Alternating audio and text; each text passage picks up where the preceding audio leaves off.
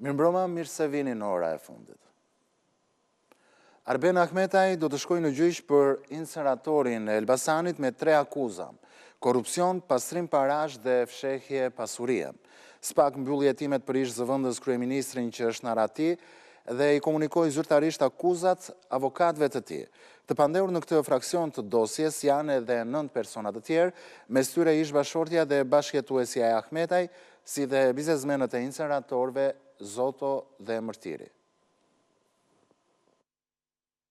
Prokuroria e posaçme mbyll hetimet për ish zëvendës kryeministrin Arben Ahmetaj në lidhje me fraksionin e inseneratorit të Elbasanit. Përmes avokatit të tij, SPAK i ka komunikuar Ahmetaj 3 akuza: korrupsion pasiv, pastrim parash dhe fshehje dhe mosdeklarim pasurie. Për veprën penale të korrupsionit, sipas SPAK, Arben Ahmetaj është i përfshirë në të paktën 6 raste. Mbyllja e hetimeve për të njëjtën çështje i është komunikuar edhe bashkëjetueses së Arben Ahmetajt, Eriola Hoxha, dhe ish bashkëshortes së tij, Albina Maçka. Mbi të dyja janë ngritur akuzat për veprën penale, dhe mos deklarim pasurie, si dhe pastrim parash. Po ashtu, për të njëjtin fraksion, SPAK-u komunikoi mbylljen e hetimeve dhe 2 bashkëpunëtorëve të Arben Ahmetajt, Mirel Mërtiri dhe Klodian Zotos, për akuzat e korrupsionit aktiv dhe pastrimit të parave, por edhe personave të tjerë për veprën penale të pastrimit të parave: Andi Boni, Gerjan Kuka, Sonila Meqemeja, Elidon Begaj dhe Ilda Dinaj. Kjo dosje doli si fraksion më vete për procedimin mëm të inseneratorit të Elbasanit, çështja u hetua nga 3 prokurorë të posaçëm, Altin Tumani, Enkeleda Minollaj dhe Bledar Maksuti. Materialet hetimore në laptopin e Klodian Zotos bën që SPAK të hetoj me një fraksion të ndarë Arben Ahmetajin, i cili dyshohet se ka përfituar qindra mijëra euro, dhurata e udhëtime të paguara nga administratorët e inseneratorëve.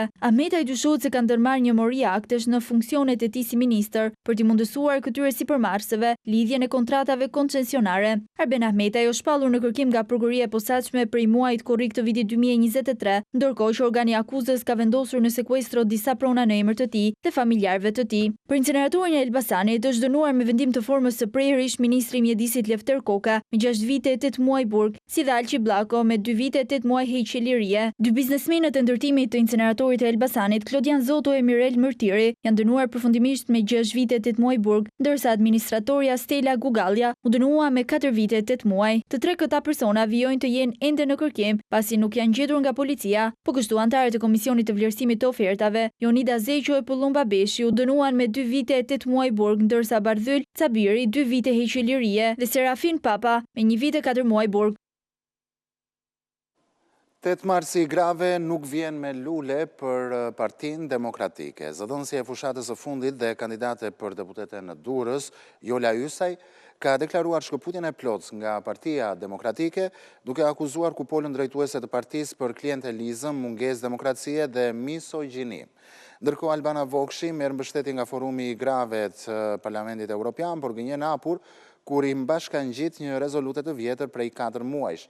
8 marsi vjen i vështirë për Gazmend Bardhin, i cili pasi akuzoi për prostituta gratë socialiste, mori një karton të verdhë nga shoqata e grave, gjinime të cilën ai me sa duket nuk shkon mirë. 8 marsi grave të mërzitura në PD. Një kritik ikën, një besnike qëndron. Gruaja më e besuar e Berishës, Albana Vokshi, pasi u ndje ofenduar në parlament nga Tauland Balla për një numër, mori mbështetjen e partive popullore europiane, seksioni grave nëpërmjet një reagimi në rrjetet sociale. Në fakt, Albana Vokshi është vetë zëvendës presidente e kësaj organizate. Madje në reagim është futur si pjesë edhe një rezolute propozuar nga ajo në PPE për dënimin e dhunës ndaj grave edhe në Shqipëri. Por nëse reagimi publik dënon fjalorin e socialistit Balla, rezoluta nuk është bërë sot, por 4 muaj më parë. Kjo rezolutë e propozuar nga Vokshi daton më 9 dhjetor 2025, në një kohë kur ai që fyente gratë e politikës shqiptare, brenda dhe jashtë parlamentit, ishte vetë kryetari Albana Vokshit, Sali Berisha. Për të mbrojtur, më falni, në pamjet parë vithet e Belindës, në të vërtet Edi Rame. Ndaj dhe atëherë kjo rezolutë ka kaluar pa shumë zhurmë, për ta shfaqur në momentin e dur. Por një tjetër pikërisht në ditën e grave zgjodhi me kritika të largohet nga PD. Sekretarja për marrëdhëniet me publikun, Jola Ysaj, pasi i tentoi të bëhet deputete dhe avokate populli, thot se problemi fillon nga hierarkia, dhe në PD hierarkia më e lartë fillon me Berishën e mbyllet me një rreth vetëm burrash, por jo vetëm kaq. Problemi themelor mbetet mungesa e hapjes reale brenda Partisë Demokratike. Një parti politike duhet jetë hapësirë debati, ideje dhe përfaqësimi. Sot, fatkeqësisht, ajo funksionon brenda një rrethi të ngushtë njerëzish, ku shpesh mungon respekti minimal jo vetëm ndaj bazës, por edhe ndaj vetë strukturave dhe hierarkisë së saj. Por në ditën e grave, lajmi më i keq erdhi për Gazmend Bardhin. Shoqatat e grave të cilat pak ditë më parë mbrojtën nga dhuna e Zegjinet Saushit, i kërkojnë parlamentit i tërheqin veshin për fjalorin ndaj grave socialiste.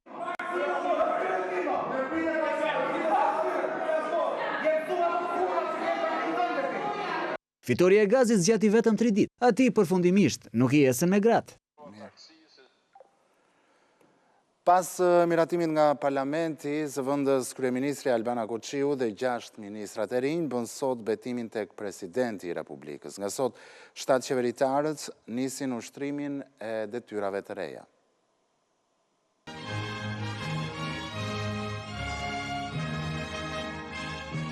Pas gati 24 orësh nga votimi në parlament, ministrat e rinj të kabinetit qeveritar u betuan para presidentit Bajram Begaj. Ftojmë zonjën Albana Kurçiu, pas leximit të formulës së betimit me dorën mbi kushtetut me tekstin betohem, të nënshkruaj aktin shkresor.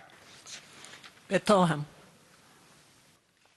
Nga kjo e premte, Albana Kurçiu nuk do të shkojë në zyrën e ministrisë së brendshme, por në kryeministri në postin e zëvendës kryeministres, pas lirimin nga detyrat të Belinda Ballukut. Zoti Ferit Hoxha emërohet ministër për Evropën dhe punët e jashtme. Dorën mbi kushtetut e vendosi për herë të parë dhe Ferit Hoxha, që pas shkarkimit të Elisa Spiropalit, do të hyjë këtë të premte në zyrën e ministrit për Europën dhe punët e jashtme. Betojmë. Për herë të parë, poste ministrore morën dhe dy të rinj, Enea Karakaçi si ministër i energjisë dhe infrastrukturës dhe Ermal Nufi në vend të Pirovengut si ministër i mbrojtjes. Betohem. Besfort Lemallari rikthehet në Ministrinë e Brendshme në krye të saj, ndërsa për shumë vite ka shërbyer si zëvendës ministër. Betohem. Lemallari ndërkohë është zëvendësuar nga Toni Gogu në krye të Ministrisë së Drejtësisë, duke ia lënë postin e mëparshëm ai për marrëdhëniet me parlamentin, Eriona Ismailit, deputete së listës së Vlorës. Betohem. Pas miratimit nga parlamenti me betimin me dorën mbi kushtetut, ministrat e rinj u drejtuan selisë kryeministrisë ku mbajt mbledhja e parë e qeverisë së re. Transferimi i detyrës tek ministrat e rinj u bë po sot dhe ata kanë nisur punën në dikasteret që do të drejtojnë. Pas betimit, ministrat e rinj nisën zyrtarisht punën. Nga Pallati i Brigadave drejt godinës së kryeministrisë, ku ju bashkuan kolegëve të tjerë në mbledhjen e tyre të parë me kabinetin qeveritar. E para që ja dorëzoi stafetën pasardhësit të saj ishte Belinda Balluku, në krah të saj ministri i infrastrukturës dhe energjisë Enea Karakaçi shpalosi objektivat e punës së tij. Jam i bindur që në bashkëpunimin tuaj të gjithë stafit të Ministrisë Infrastrukturës dhe Energjisë, institucioneve të varësisë të Ministrisë Infrastrukturës dhe Energjisë, do ja dalim që të çojmë para sfidat, të arrijmë atë çfarë qytetarët kërkojmë nga ana juaj, nga ana jonë, por edhe të bëjmë dhe të përmbushim detyrat në cilësinë e duhur. Ferit Hoxha, i cili mori drejtimin e diplomacisë shqiptare, renditi prioritetet e punës me fokus të veçantë integrimin në familjen europiane. Të punojmë për të përmbushur me dinjitet misionin ton në shërbim të Republikës së Shqipërisë, duke jetësuar përparësitë e programit të qeverisë në politikën e jashtme, në zemër të cilit qëndron pakthyeshëm procesi antarësimit të Shqipërisë në Bashkimin Evropian. Për herë të parë në karike ministrore ulet dhe Ermal Nufi, i cili e konsideroi drejtimin e mbrojtjes përgjegjësi të madhe në shërbim të sigurisë kombëtare. Një rrogatim krah për krah me njerëzit në uniformë dhe me të gjithë ata që shërbejnë çdo ditë në aparatin e mbrojtjes, me përkushtim, profesionalizëm dhe ndjenjë të lartë detyre ndaj atdheut. Ministri i Brendshëm Besfort Lemallari u zotua për rritjen e standardeve të sigurisë në nivelin e vendeve të Bashkimit Evropian. Që rikthehem në shtëpi, shoh fytyra familjare, kjo është njëkohësisht dhe përgjegjësi e përbashkët. Ne të realizojmë dhe çojmë përpara gjithë punët e mira që janë bërë deri tani. Ndërsa ministri i Drejtësisë Toni Gogu për forcimin e sistemit të drejtësisë që qytetarët të marrin shërbimin e duhur.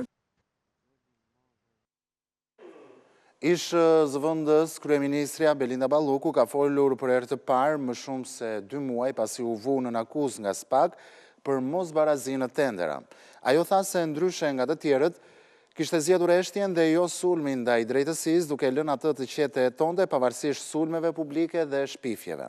Zonja Balluku tha se ishte stëvitur që foshë me gjyqje publike, një referencë ndaj gjyshit të saj, zëvendës kryeministër në vitet 70, i ekzekutuar si armik i popullit. Balluku tha se ndjej krenare që linte pas një sektor energjetik me standarde europiane dhe se për punën e saj do t'i ishte gjithmonë mirënjohëse shansit që ju dha nga kryeministri Edi Rama.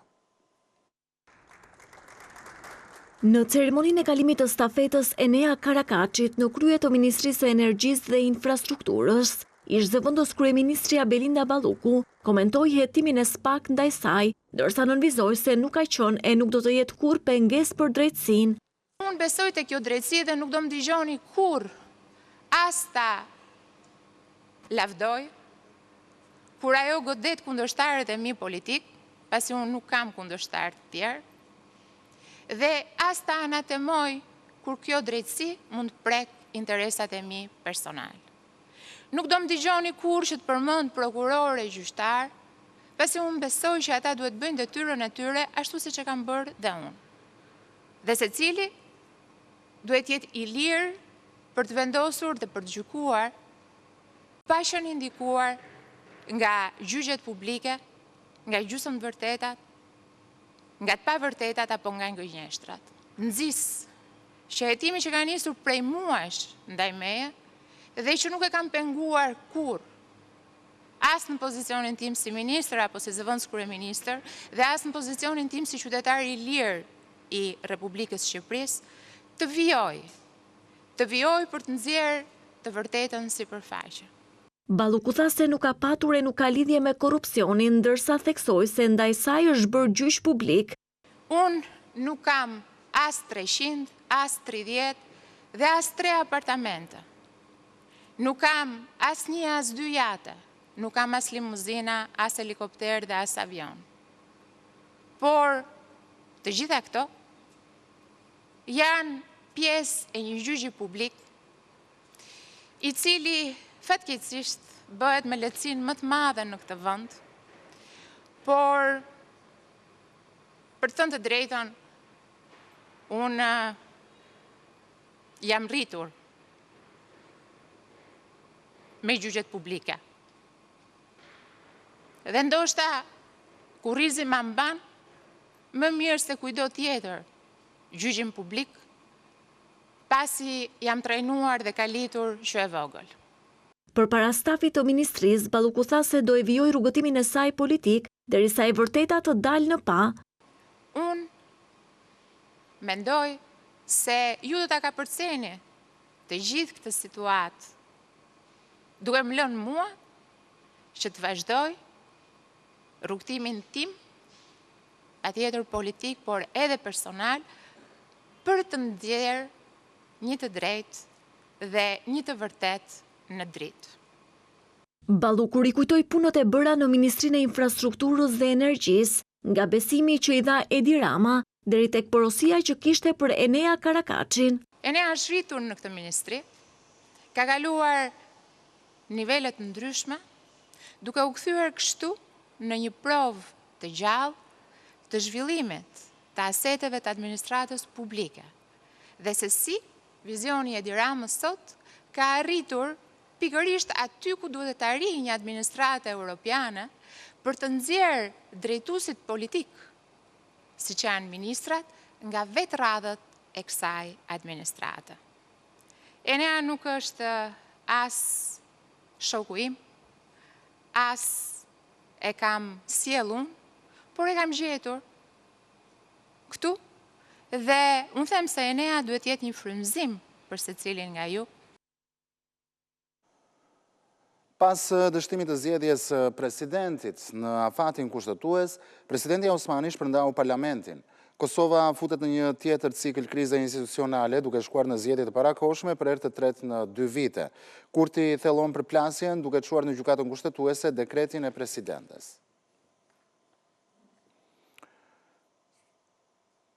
Presidenti Osmani ka nisur lëvizjet për mbajtjen e zgjedhjeve të parakoshme, ajo thiri sot krerët e partive politike për konsultime për datën e zhvillimit të zgjedhjeve, vetëvendosja mungoi, ndërsa drejtuesit e partive opozitare mbështetën Osmanin dhe nuk vendosën asnjë kusht për datën.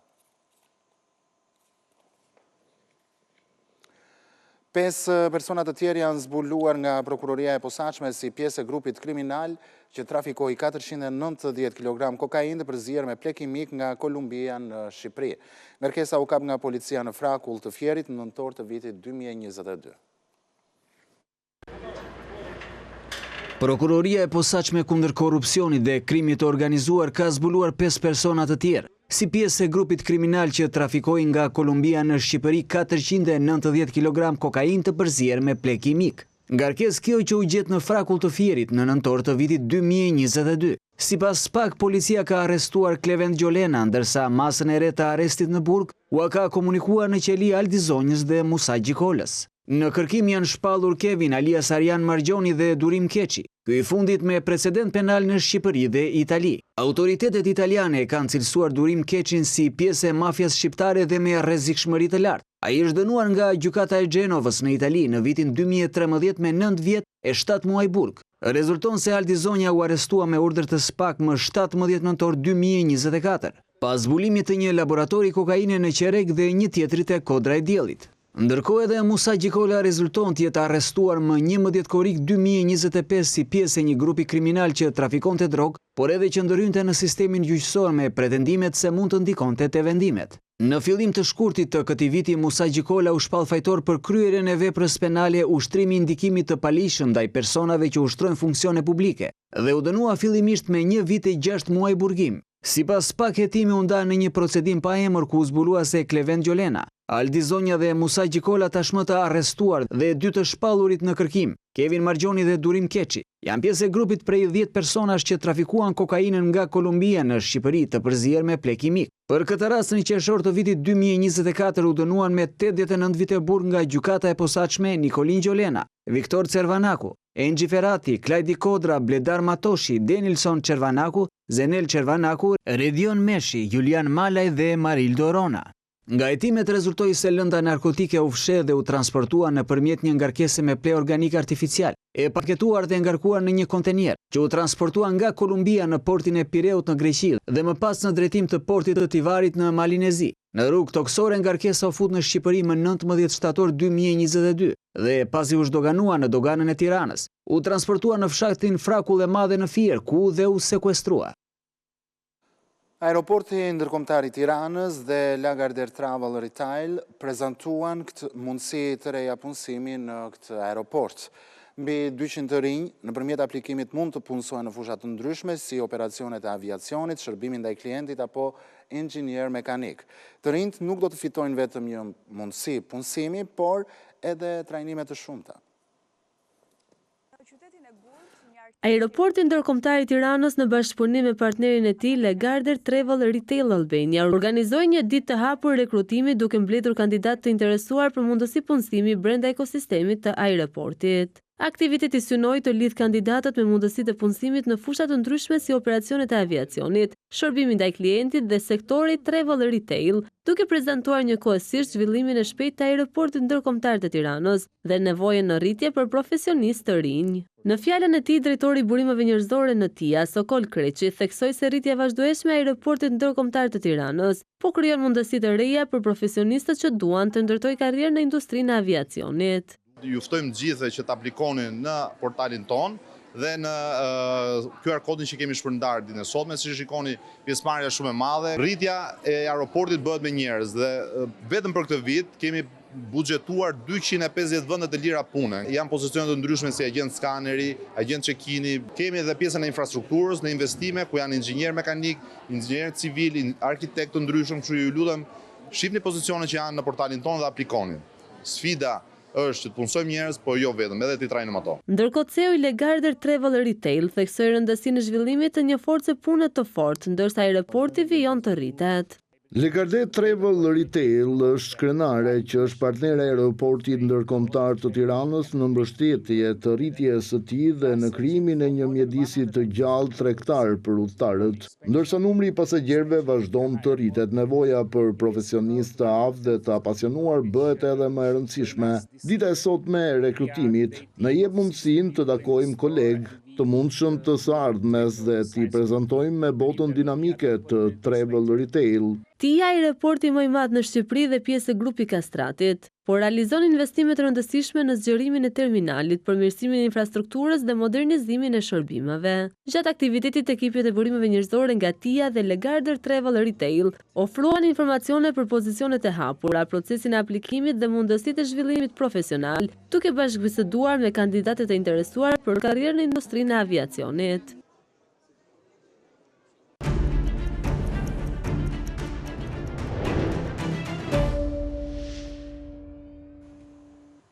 Mirë, kam kënaqësinë që me mua në studio të jetë bashkuar avokati i njohur zoti Hidayet Beqiri. Avokat, mirëmbrëma, faleminderit që je në ora e fundit.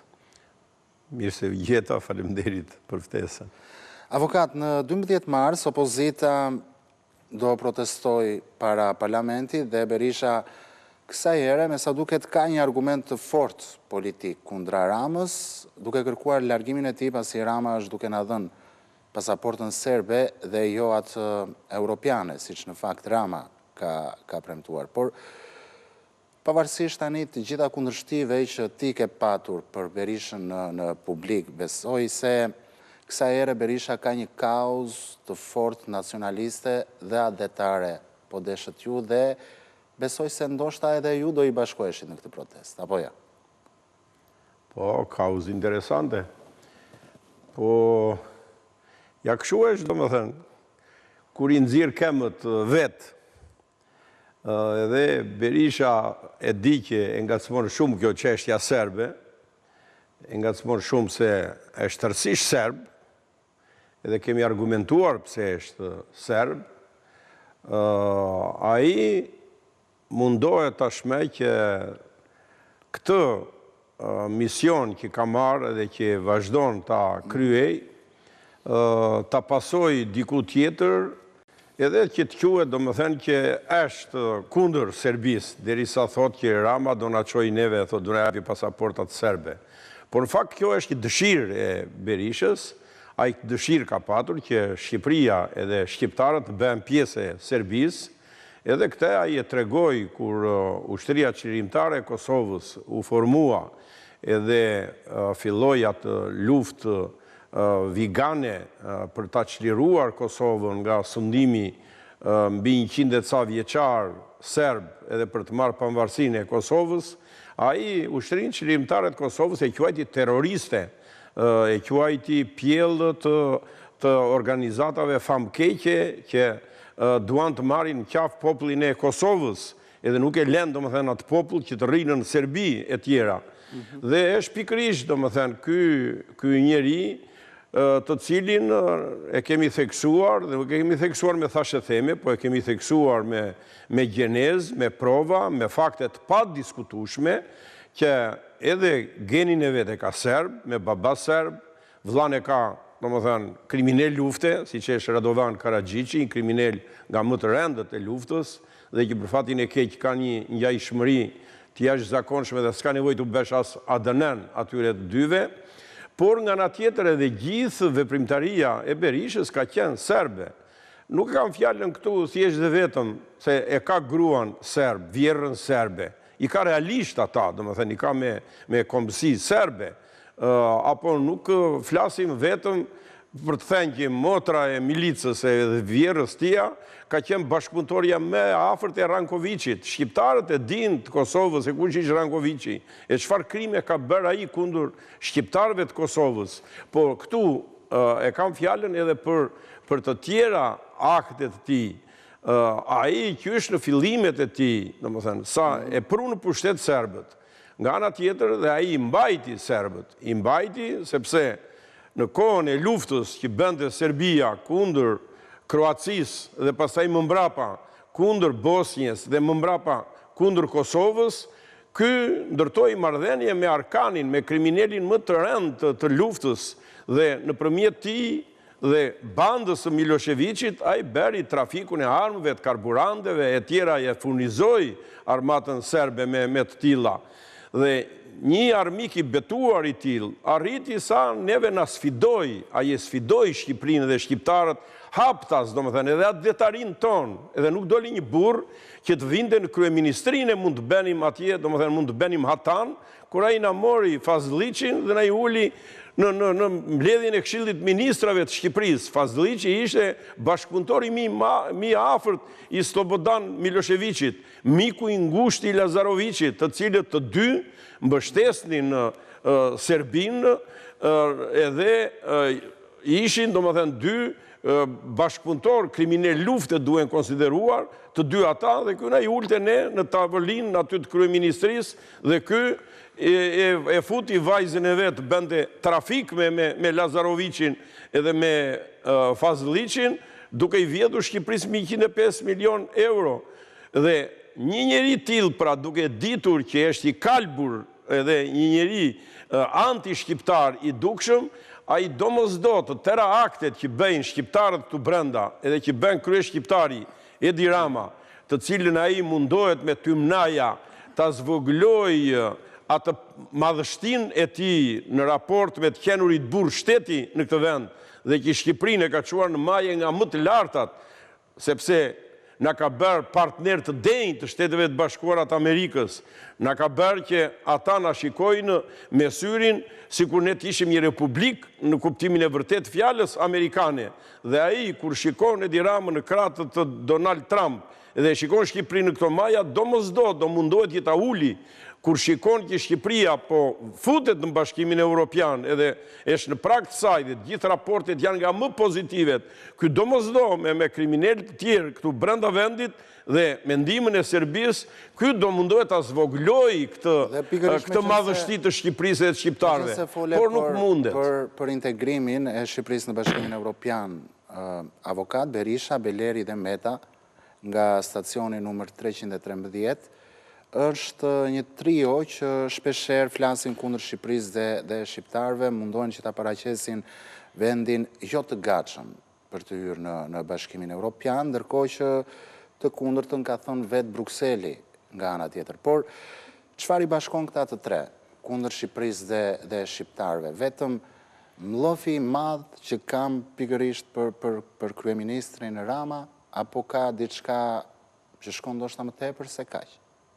Po Shqipëria dhe shqiptarët nuk janë të Ramës, nuk janë të një individi. Shqipëria është Shqipëri, është atë dheu ynë, dhe këta çdo gjë e kanë me Shqipërinë. Këta të tre i bashkon fryma serbo-filo-greke. Këta janë të tre anti-shqiptar të deklaruar, madje do thoshja të tërbuar deri në shkallën sa ato që kanë marrë prej këtyre dy shteteve, si njeri, si tjetri, pra të tre janë në një thesë, në një tas, sepse ky i mesit, Beleri, domethënë nga një musliman shqiptar, nga një lab shqiptar, për përdramit e qelbura të Greqisë, ky arriti sa të bëhet dhe terrorist, domethënë të bëj krime nga më të rëndat kundër shtetit shqiptar, sepse i cënoi integritetin shtetit shqiptar, u fut me forca greke dhe pushtoi postën kufitare dhe vrau shqiptar, vrau komandantin e postës kufitare, vrau një hero tjetër atje, ushtarin që ruante kufin e Shqipërisë, rrëmbeu armët e Shqipërisë dhe i çoi në Greqi e të tjera, dhe në të njëjtën situatë ndodhen edhe të dy. Berisha edhe Meta janë, kemi thënë, një gjarpër me dy koka.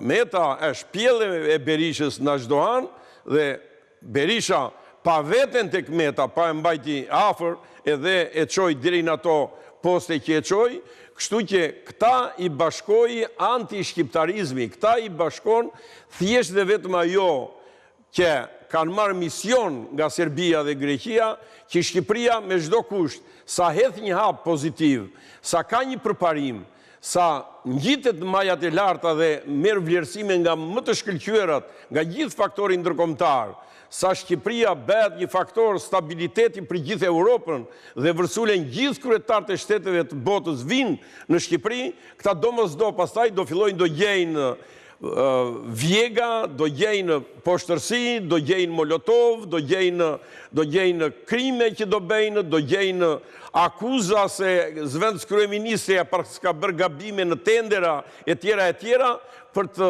ngritur stuhi në god edhe për të zvogluar këtë forcë, këtë madhështi edhe këtë fakt që ne më në fund po bëjmë antarë të Bashkimit Evropian. Kjo këta i çmend në çdo lloj pikpamje. Avokat, Bashkimi Evropian dhe Shtetet e Bashkuara të Amerikës kanë dhënë mesazhe të qarta dhe të hapura kundrejt Berishës, të cilët i kanë thënë që të qëndrojnë larg dhunës dhe molotovëve në protestat, por duket se Berisha bën të kundërtën, madje thotë se do jemi edhe më shumë radikal. Por a do e shpëtoi radikalizmi Berishën në protestat që ai zhvillon nga viktimat, avokat, që kanë mbetur në shesh në 21 janar?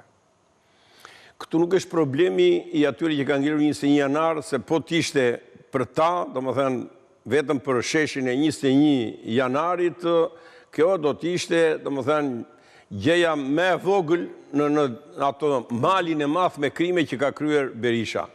Mos harroni, Berisha, mbi kurrizin e tij, mbi kurrizin e familjes tij, rëndojnë mbi 10.300 qefin të mbuluara, të mbushura me gjak shqiptari.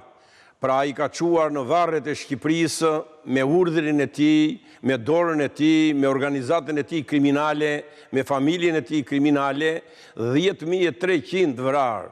Të mos harrojmë 4 dëshmorët e Shkodrës, dhe pastaj kanë vazhduar me radhë të tjerët deri në ngjarjet e 97-s me mbi 4.000 të vrarët, edhe ai e ka vazhduar sagën e vrasjeve, nuk kam parasysh këtu vetëm me 200 e ca djem nga më të mirët që kishte Malësia Gjakovës dhe që i vrau me dorën e vetë Berisha dhe që vrau familjet më të mira të asaj Malësie Gjakovës, Haklajt posaçërisht, por do më thënë, krimet e ti në këtë drejtim dhe arkivoljet që ai ka quar në varret e Shqipërisë dhe shqiptarve nuk e lajnë atë brez pas brezi sa të ketë mbiemrin kjo familje.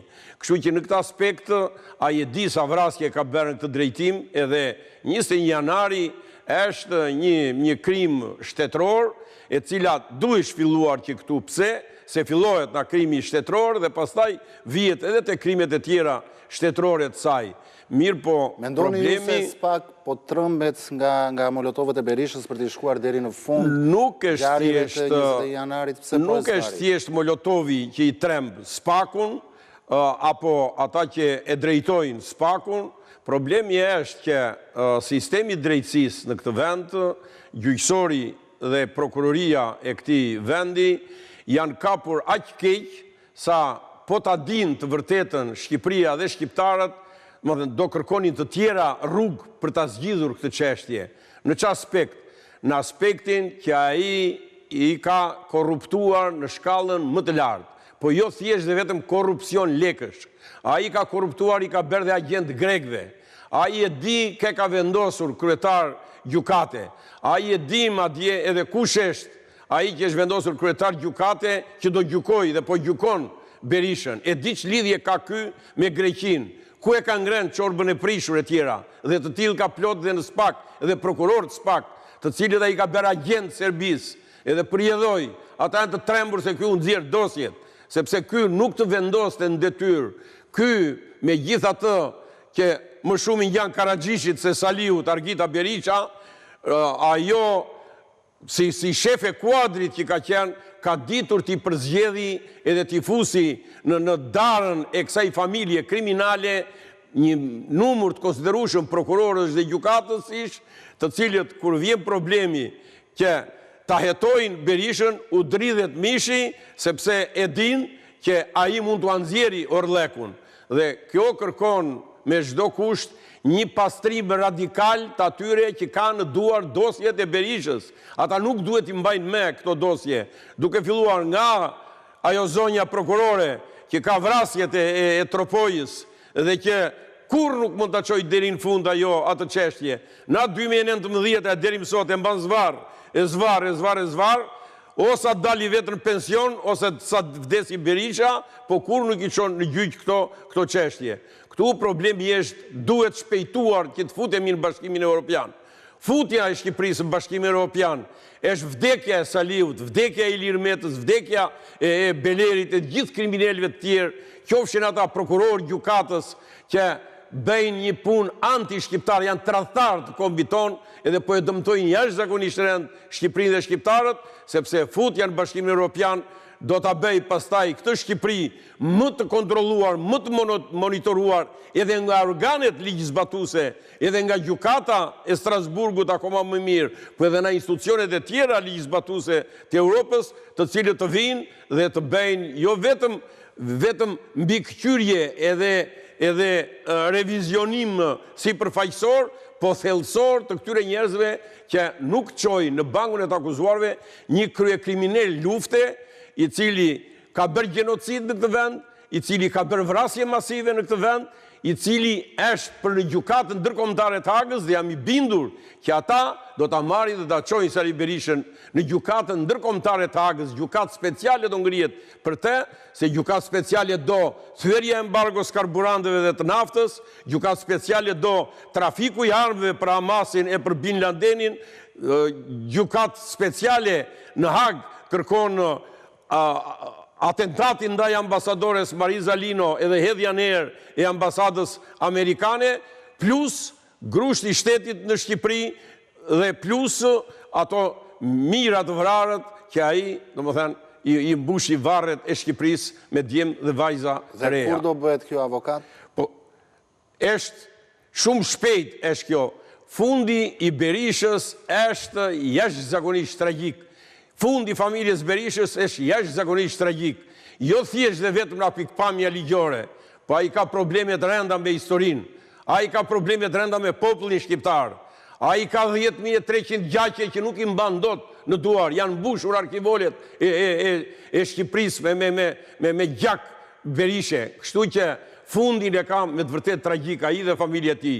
Më kot mundohet me Molotov, më kot mundohet që atë kilometër ta bëj 100 kilometra, edhe na 100 do mundohet ta bëj 1000, po nuk do arrit dot dhe do ketë një fund. Do ketë fundin tragjik. Do ketë fund nga organet tona ligjzbatuese, të cilat do e po përgjegjësohen, do ta ketë nga populli shqiptar, i cili nuk i fal 10.300 gjaqet, nuk i fal korrupsionin e jashtëzakonshëm shtetëror që ai ka bërë, nuk i fal 535 fabrika, uzina, kombinate, gjithat pasurit jashtëzakonshme të Shqipërisë dhe shqiptarëve, që ky kryeserb i mori edhe për interesat Serbisë, i bëri rrushe kumlla me veten e vet, me familjen e vet dhe me bashkëpunëtorët e vet. Kush do e detyroj drejtësinë shqiptare, pasi me sa duket as gjykata e Strasburgut nuk ka bërë gjë, ose më saktë nuk e kanë zbatuar, nuk i kanë shkuar deri në fund as vendimit të gjykatës së Strasburgut, minimumi për ngjarjet e 21 janarit. Jo, gjykata e Strasburgut e dha verdiktin e vet për 21 janarin, e dha verdiktin e vet për Gërdecin, dhe sa herë të vemi në Strasburg për krimet tilla të Berishës dhe që do vemi edhe për të tjerat, Strasburgut njëjtë qëndrim do mbaj, por është obligim i drejtësisë shqiptare, sikurse ishte i kolegjit penal gjykatës lartë, i cili a dha rrugën gjykatës së Strasburgut, vendimit gjykatës së Strasburgut për krimin shtetëror të 21 janarit, dhe s'ka ku të futet Berisha, edhe për 21 janarin, edhe për Gërdecin, edhe për vrasjen e Tropojës, edhe për masakrën që i bëri këtij vendi, duke grabitur gjithë ekonominë dhe duke shkatëruar e tjera me radhë. Nuk ka, drejtësia vonon, por nuk harron. Nuk harron, sa tjetë jeta. Faktë nga ngjarjet e 21 janarit po bëhen më shumë se 15 vjet. Dhe me gjithë atë, me gjithë të pengesa që unë ju thash juve, përsëri drejtësia do bej të vetën. Vonon, por nuk harron. Këto janë krime që nuk mundet të amnistohen kurrën e kurrës dhe për këto krime a i do marri dënimin e merituar. A i, familjarët e ti dhe bashkëpunëtorët e ti. Kur shumë afresh kjo kur. Çfarë dënimi? Dënimin e ka të paracaktuar ai, ne nuk e kemi dënimin me vdekje, se ai po të kishte, të ekzistonte dënimi me vdekje, sikurse e kishim deri në vitin 93, ai për këto vepra penale që ka bërë, ai duhet dënuar 25 herë në litar, 25 herë. Kurse nuk e kemi 25 herë, ai do të dënohet me burgim të përjetshëm. Kaq do t'i ketë për veprat penale që ka, po një pasaj kryet. Burgimi i përjetshëm është burgimi i përjetshëm, edhe inshallah, jeton që ta mbylli atje në burg, edhe... Po sa do e ketë jetën Berisha, se 82 vjeç është... Po gjë, ne duam, shqiptarët duan që ai ta ketë jetën shumë të gjatë, në çdo aspekt ta ketë shumë të gjatë, sepse atë jetë gjatësi do ta mbylli vetëm në burgun e përjetshëm. Nuk e mbyll dot në gjendje të lirë me ne shqiptarët, për krimet që ka bërë. Avokat, faleminderit, kënaqësi që ishit me mua në orë e fundit. Faleminderit për jush. abcnews.al është adresa jonë zyrtare në internet, ku ju mund të klikoni për të lexuar të gjitha lajmet në kohë reale, por gjithashtu në kohë reale na dëgjoni edhe në frekuencën e radios ABC 105 FM. Faleminderit që na ndoqët bashkë natën e mirë.